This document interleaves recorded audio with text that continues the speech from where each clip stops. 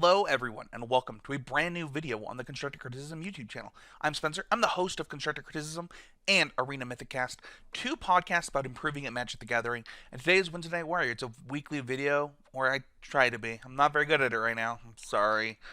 But today we're going to go over the Fandom Casters Cup from September 29th, 2019. And according the 28th is actually the date. So this was yesterday. And we're going to look at some of the decks that did well. We had the first Fandom Legends event that Brian Gottlieb won with, I believe it was, they called it Esper Stacks. And so I just want to take a second to kind of look at some of the other decks that did well. We have a top 8 from that tournament. And I just want to kind of go through the decks and kind of talk about my initial thoughts on them with the viewers. This is a little bit different than our Tech Talks, where we look specifically at one deck that did well in an event and look at the differences between the decks. And we could have done that with this, looking at the deck that took first and the deck that took sixth. Both Shahar Shanhar and Night Seekers did well with Simic Ramp builds. But I kind of want to just take a look at all of the decks as we're pretty new in the format. So I'm going to switch over here. We're going to go to Goldfish, check this out. And let's start with the 8th place deck coming from Yellow Hat. Yellow Hat, for those who don't know, is Gabriel Nassif. He's a Hall of Famer, and he played mono black aggro. And I actually, if we look here, I'm curious to see, he's not playing the mono black 3-drop, but he is playing Rankle, he is playing Midnight Reaper, Priest of Forgotten. So he's playing a lot of cards similar to what I played against in the streamer event, if you got to watch me play that. Castle of Lochtwain, I don't know how to say that. Is it Lochtwain? I'm not sure how to pronounce that. But let's kind of take a look at this. We have 3-foot Light Fiend. In fact, let's actually just go ahead and take this into visual view for the viewers at home. I can probably get this to where it's a little bit easier to see for everybody. Here we go. So we have 4 Gutter Bones, 4 Knight of the Ebon Legion, 4 Blacklands Paragon. This is a card that I played against quite a bit in the Streamer Showdown, or the Early Access Streamer event. We have 4 Lesotop Reaver. This card is interesting in this deck. I think it has to do with playing Forgotten Gods. I don't think it's like the deck is a very good go wide deck, so I don't know that other than it being, I mean, it's a 2/3 for 2 that goes a little bit wide. So it could just be because of Midnight Reaper, but that only has non-tokens. So this is an interesting inclusion to me. I'd be interested to kind of hear what people's experiences are with this. Priest of Forgotten Gods has been pretty good. Murderous Rider, Spawn of Mayhem, Footlight Fiend. Then we have 3 Midnight Reaper, 2 Rankle, 3 Drillbit. So this is the first, I think, one of the first, if not the first top 8 that we've seen Drillbit in the main deck. And I know that people were really excited about that card when it was spoiled, so that's really interesting to me. Obviously, you have Spawn of Mayhem to just kind of have this huge flyer early. Wrinkle's a card that I know people are excited about.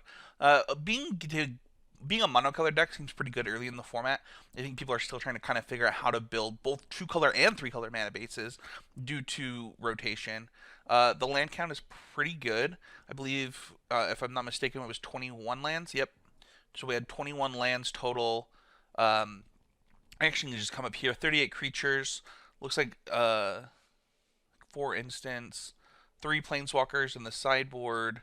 And this includes everything for what it's worth, those numbers. 1 enchantment, 8 sorcery, 4 instant, 3 planeswalker. So 38 creatures including sideboard. It looks like we have 1 Dreadhorde Invasion on the board, 4 Notcha Scraps, 4 Duress. Overall, I think this deck is pretty streamlined. The only thing that is kind of weird to me is the Reaver. I don't know if there's something better in the slot, but I'm no Hall of Famer like our boy Yellow Hat. So let's kind of take a look at Golgari Midrange. This is a deck that would kind of excite me.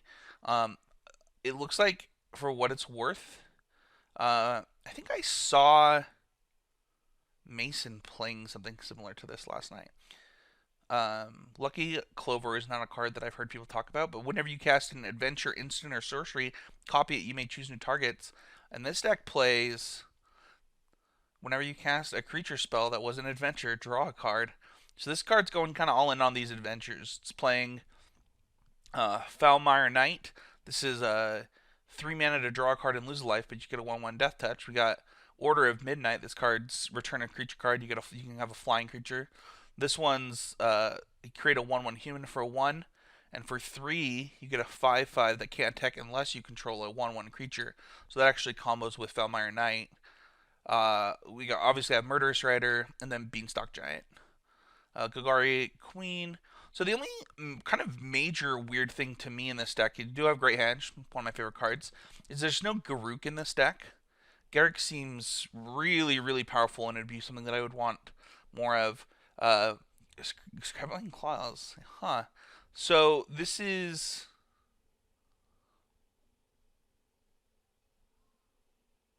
interesting. So it's a kind of weird graveyard hate.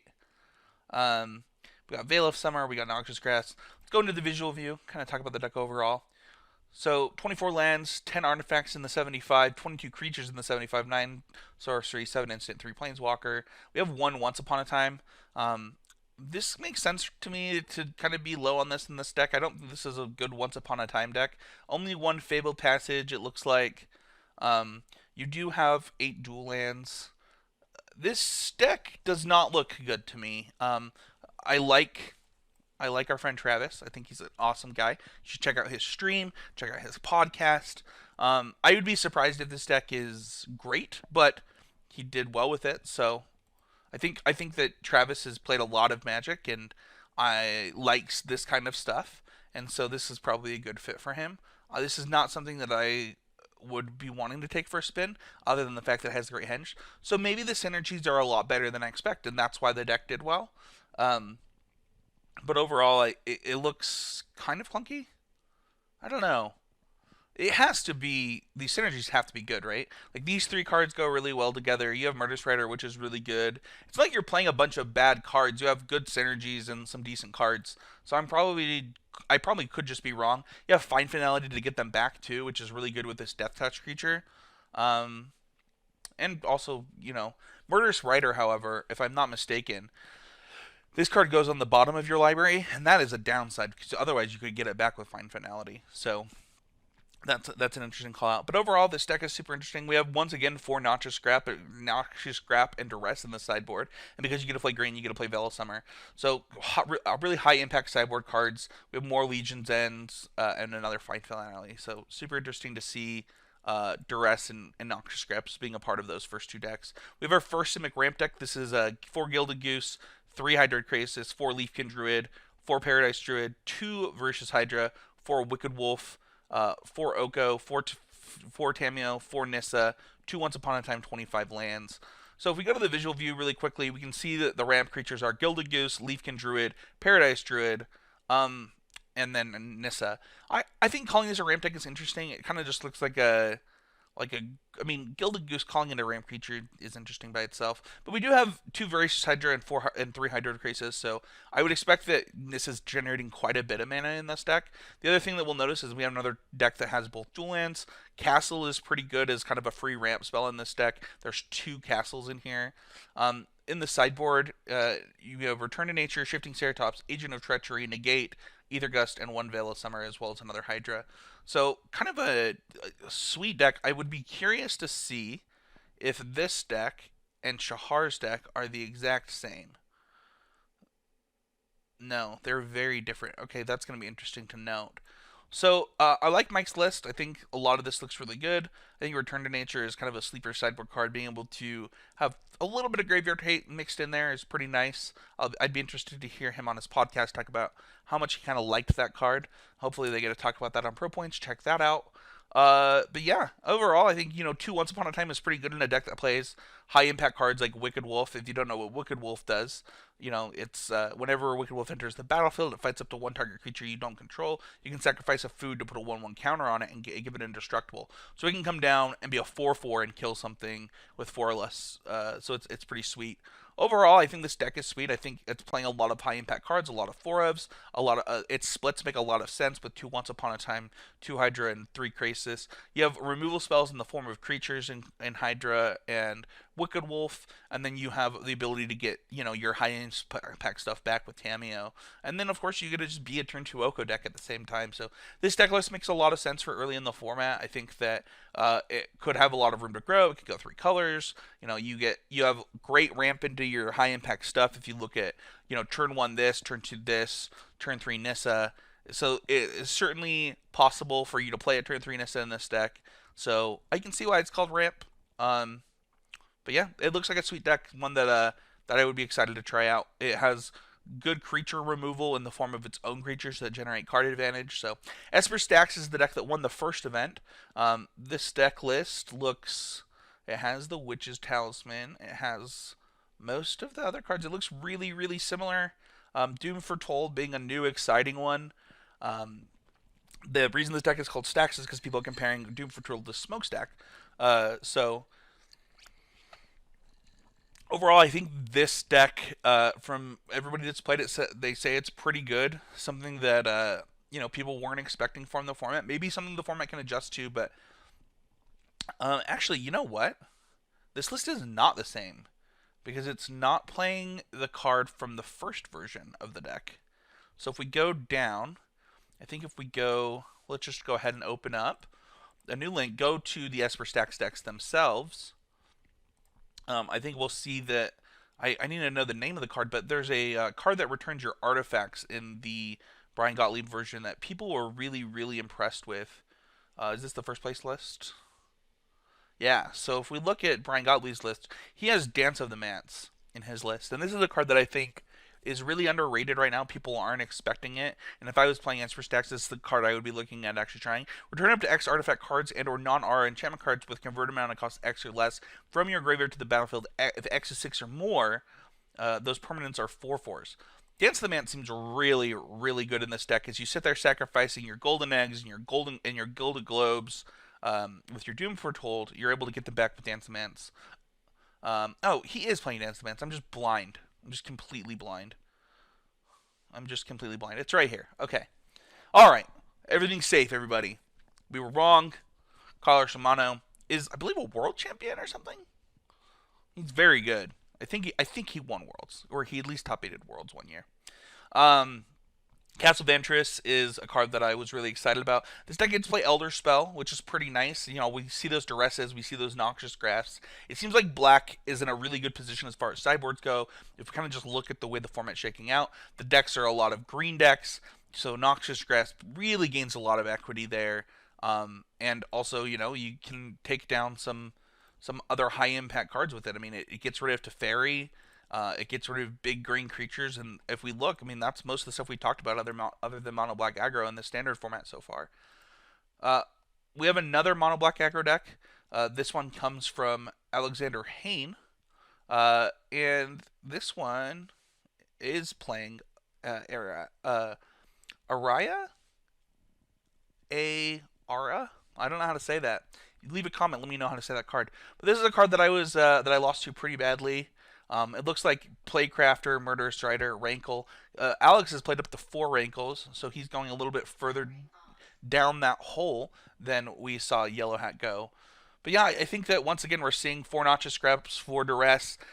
Seems to be a theme of decks that are doing well in this format early on. And overall, I think that this deck is a lot different though. I mean, it's playing Dreadhorde Invasion. This deck looks a little bit more my speed than the one that Yellow Hat played. I don't actually know what Yorick's Fenlurker does. So when it enters the battlefield, an opponent exiles a card from their hand, and you can pay 3 to give it +1/+1 until end of turn. So that's interesting. So it's just kind of their. I guess it's something that you can sacrifice to Playcrafter after you do that, as well as to Rankle, which is interesting. Once again, we have 3 drill bits in the main deck. Overall, this deck is on 24 lands, so it's really high land count for an aggro deck, but you have a lot of ways to use your mana in these decks. I mean, we just talked about this card having an activated ability. Knight of the Ebon Legion has an activated ability. So there's certainly ways that you can use your mana in this deck, and then you obviously have 4 Castle Blockchain, so you got to draw a bunch of cards. I think it's going to be important to kind of manage your life total with this deck as well. So even this guy being able to like pick off a small creature after exiling a card from Mono Red's hand might be big game and something to think about. So yeah, overall pretty cool. Also, when you play this, I think it makes room for the Davrel. I'm not sure how to say that either, guys. I'm striking out on these names, but I like a lot of a lot of the differences in Alex's version of the deck. Ethan Sachs is the host of an awesome podcast, so don't forget to check out their limited podcast. It's probably the best limited podcast out there right now. And we're once again a Lucky Clover deck. So this is a Jund version of the green black deck. I can get behind this. You're basically only playing Jund for Bone Crusher Giant. But if two people are doing well with this deck, I've got to just be wrong about it. Ethan and Travis have got to be up to something. For Once Upon a Time from Ethan's list, this makes me think that it's pretty important to grab the right parts of your synergies, which is really interesting. Only two Legion's Ends and four Bone Crusher Giants looks like. Oh, Mortar Strider 2. Okay, so there's plenty of removal in here. Kind of playing a synergy based Jund deck. Go to the visual view really quick. Kind of check this out. We have once again 4 Noxious Scraps, 4 Duress. This one even has the Veil of Summers, Assassin's Trophy, Shifting Ceratops. This actually looks like a really good sideboard for week 1. And this deck looks like it might have some power to it that I'm not quite understanding. This synergy between these 3 cards is probably a lot better than I expect. Seeing Beanstalk Giant being used kind of excites me. It's a way to kind of fix your mana in this 3-color deck as well. Get these mountains into play. Once Upon a Time, Fable Passage. This deck list actually makes a lot of sense to me. I might lean towards something more like this than something like Travis's list, but it's pretty cool to kind of see these people pushing this type of deck a little bit further. Brian Gottlieb played Bant Ramp. We'll just go ahead and go to the visual view. And by Bant Ramp, it's Bantfield. So we have 4 Grazer, 4 Gallos. Interesting. We have 4 Rumcloak Giant. We have no Beanstalk Giant, though. So just using this as a 5-mana Wrath to kind of ramp with. 4 Once Upon a Time. This is pretty good with Field of the Dead, as you want to be able to find those fields. Teferi, Arboreal Grazer makes a lot of sense. 4 Circuitous Root, 4 Growth Spiral. So just kind of like an all-in ramp deck, just trying to make a bunch of zombies with Realm Cloak Giant to clear the way. Being a Teferi deck makes quite a bit of sense. And then the sideboard has Deputies and Veil of Summer, so good sideboard cards. It looks like there is an Unenamored Ego in the board, as well as a Time Wipe. You can bring in Time Wipe with something like Deputy. That's pretty sweet. Overall, this deck, it's Scape Shift without Scape Shifts, and I'm sure that Brian made a lot of zombies. Overall, the Realmcloak Giants are the most interesting thing to me, especially considering you don't have a couple Beanstalk guys in there. Hydrocrisis just being one of the better things to be doing at your top end continues to impress. So, and then let's go to the final deck. We have Simic Ramp from Shahar that won once again. This one's quite a bit different though. So we have 4 Gilded Goose, 4 Leafkin, 4 Paradise Druid still. We're going all in on the Hydras, all in on the Krasis. We have Brazen Borrow as our questing beast, 1 less Wicked Wolf, and no Tamios. So the main difference in the decks is no Tamios. We do have Mass Manipulation on the board and the Tamios on the board. 4 Shifting Ceratop, 3 Ether Gust. So it looks to me, if we break down these decks and kind of look at this top 8, it's all green decks or all black decks, and that's kind of it. Like, you're either playing green or black in this format, and if you're playing green, you're playing blue along with it, unless you're playing black along with it. So that's a pretty interesting top 8, a pretty interesting thing to discover. So that's kind of my initial reactions to the Fandom Casters Cup the first one of September 2019. Shout out to all these guys who did well. Shout out to Brian Gottlieb, who's just crushing it in these Fandom events. Thank you everybody so much for watching. It's really cool to kind of see different parts of the aspect of this community grow. Don't forget to check out our Discord. Go to patreon.com/csanity to become a patron of Constructive Criticism. Thank you everybody so much for watching. Hit that like button, hit that sub button. If you want to see more videos of kind of me just breaking down decks and looking at them and giving my initial reactions rather than just doing a deck tech, happy to do that. I'll probably come out with the deck tech a little bit later this week on Mono Red Aggro. Thank you everybody so much for watching, and we'll see everybody next week with another Wednesday Night Warrior.